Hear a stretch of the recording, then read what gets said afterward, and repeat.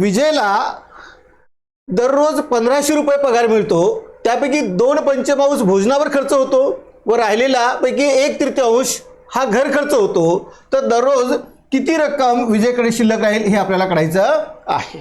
आता त्याच्याकडे विजयला रोजचा पगार किती मिळतो तर 1500 रुपये मिळतो आहे. नंतर काय करतो तर आपण आता त्याला त्याचा खर्च आहे. आता खर्च काढण्यासाठी काय करतो, 1 घेतो आहे मायनस पहिला किती होता खर्चाचा 2 पॉईंट म्हणजे 2/5 हा त्याचा भोजनावरचा खर्च आहे. नंतर पुन्हा काय झालं होतं त्याचा जो घरावरचा खर्च आहे ते 1 मायनस घ्या आणि त्यानंतर 1/3 घ्यायचा होता. ही झाली त्याची मांडणी झाली होती. आता त्याचा झालेला खर्च आहे म्हणून आपण त्याचा मायनस केला आहे. आता 5 5 आणि 5तून जर 2 मायनस जर झाले तर खाली किती राहतील मग, 1 मिनिट आपण इथे 5 5 5तून 2 जर गेले तर किती राहतील 3 इथे पंचमांश 3 पंचमांश राहतील. नंतर गुणीला काय होतील इथे 3 1 3 आणि 3तून 1 जर गेला तर 2/3 खाली शिल्लक राहतील.